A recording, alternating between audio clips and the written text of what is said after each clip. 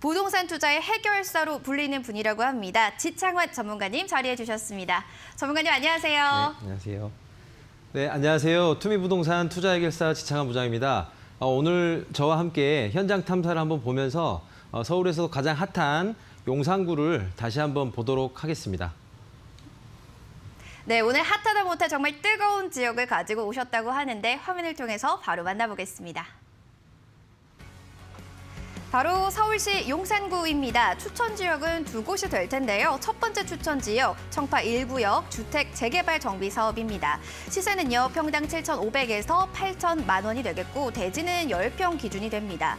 두 번째 추천 지역 살펴볼까요? 원유로 일가 공공 재개발 예정 구역이 되겠습니다. 평당 7,000만 원에서 7,500만 원, 대지는 7평 기준이 되겠습니다. 지금부터 이 지역 자세히 알아볼까요?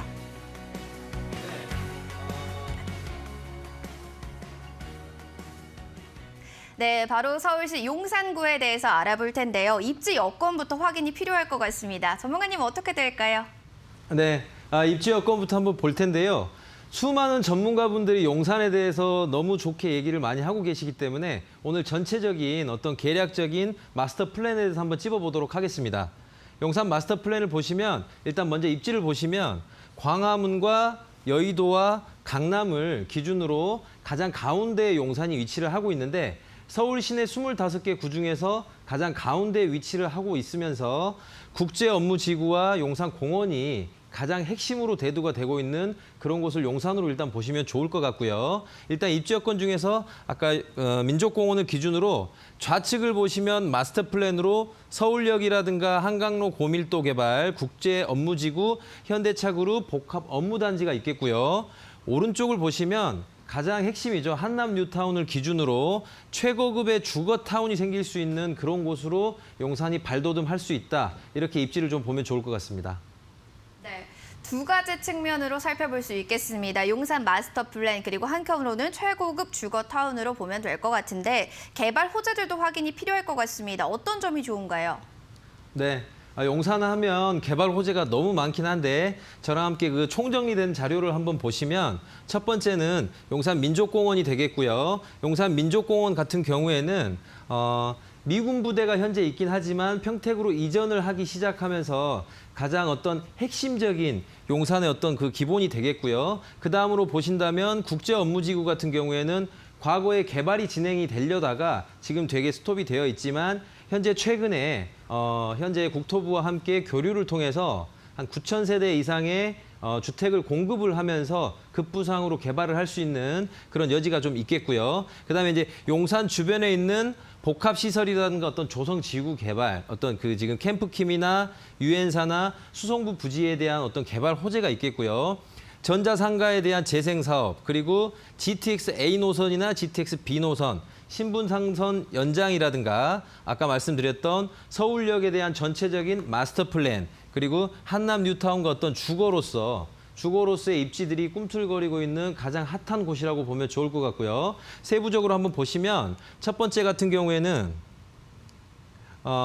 민족공원 같은 경우에는 계속적으로 말이 나왔고 20년 전부터 이주를 했지만 평택으로 이주를 일부를 계속하고 있고 앞으로도 할 예정이고요. 현재 이런 곳을 중심으로 주변에서 계속해서 여유부지들이라고 하는데 유유부지들이 현재 개발을 계속해서 지금 진행을 예정이 되어 있는 상태고요. 국제업무지구를 보시면 지구에서 가장 비싼 빌딩 용산이라고 하는데 국제업무지구의 화려한 청사진은 굉장히 유명하기 때문에 가장 중심의 어떤 축에 있다고 보시면 좋을 것 같고 여기에 덧붙여서 한번 보시면 최근에 국토교통부가 토지 맞교환 방식으로 코레일하고 어떤 보유한 서울 영상역 정비창의 토지 일부를 추가 확보를 해서 임대주택 공급도 하고 개발을 하겠다라는 기사들이 최근에 벌어지고 있고요. 그다음 보시면 GTX C 노선이라든가 A 노선들이 계속 용산에 있는 서울역 그리고 청량리 그리고 삼성역을 기준으로 계속해서 어떤 트라이앵글을 그리면서 GTX 황금 노선에 그 용산이 가장 중심에 있다라고 보시면 좋을 것 같고요.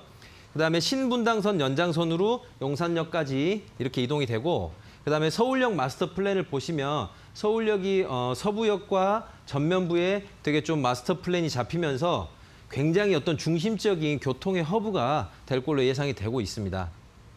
보시면 동부가 핵심 플랫폼이 될 서울역의 국제 터미널이라든가 뭐 KTX라든가 서울역사와 연계해서 어떤 그 교통의 중심이 될 수 있는 이런 개발 호재를 좀 보시면 좋을 것 같습니다. 네, 오늘 완전히 용산 지역을 총정리하는 개발 호재들을 확인해 본 것 같습니다. 용산 안에서도 오늘 용산구 청파 1구역 원효로 일가 라인을 추천하신다고 하는데 특별한 이유가 있을까요?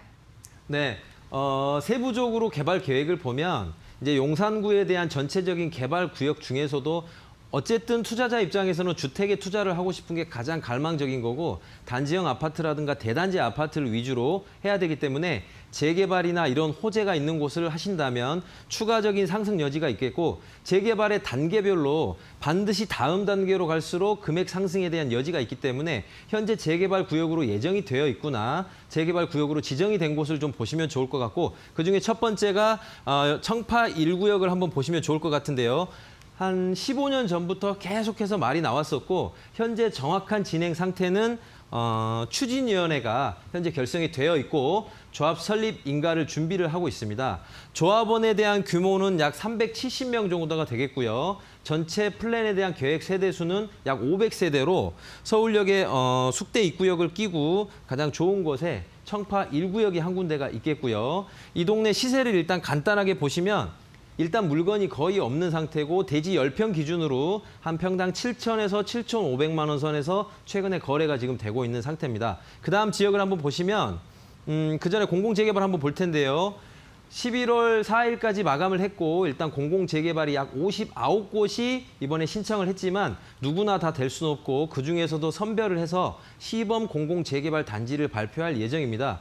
그중에서도 용산구 내에서는 한남 1구역, 원효로 1가, 청파동 1가, 서계동 이 네 군데가 일단 신청을 했고 일단 어떻게 움직일지는 저희가 좀 더 추이를 지켜봐야 될 상황이고 그중에서 저희가 좀 유념 있게 볼 곳은 원효로 1가를 좀 보면 좋을 것 같은데요. 원효로 1가 같은 경우에는 과거 용산구청과 현재 용산경찰서를 끼고 있는 이 일대에 어떤 전체적인 그 공공재개발을 하고자 하는 열망이 굉장히 강하고요. 주변의 대지는 한 7평 기준으로 보면 한 여기도 한 7천만 원 선에서 호가가 한 500만 원씩 왔다 갔다 하는 이런 곳을 좀 볼 수가 있겠습니다. 네, 역시나 공공재개발 이슈로 묶이는 게 또 두 지역이 되겠습니다. 투자 전략 잡아봐야 될 텐데 소액 투자도 가능할까요? 네. 이 뭐니 해도 돈이 제일 중요하겠는데요. 일단 재개발에는 시간에 대한 개념이 있기 때문에 시간에 대한 가치를 투자를 한다면 초기 투자금이 작으면서도 조합원 입주권을 가져가는 게 가장 핵심이겠고 그러기 위해서는 대지 지분이 작은 것들을 봐야 되는데 그런 것들은 평당가가 되게 높을 수가 있겠습니다. 그래서 일단 용산에 대한 투자 전략을 일단 포인트를 보신다면 복합 업무 지구라든가 이런 개발 호재가 너무 많기 때문에 재개발 예정 구역이나 재개발 지역 중에서 초기 투자금이 작은 곳으로 일단 투자를 하면 좋을 것 같고요. 중심 상업 지역인 한강로 일대에는 근린생활시설과 오피스텔로 향후 핵심 개발 지역에는 재개발 예정 구역이나 재개발 지정된 구역 지정이 된 곳을 보시면 좀 좋을 것 같고 그다음에 소형 원룸이나 투룸 등 이런 것들을 좀 집중적으로 보시면 좋을 것 같습니다. 네, 용산구 투자 원하시는 분들 세부적으로 지금 전략을 짜드렸으니까요. 참고해 보시기 바라겠습니다. 문의사항 있으신 분들 02377-22009번으로 전화 주시면 되고요. 문자가 편하다 하시는 분들은 샵 3772번으로 문자 남겨주시기 바라겠습니다. 오늘 도움 주신 전문가님 고맙습니다.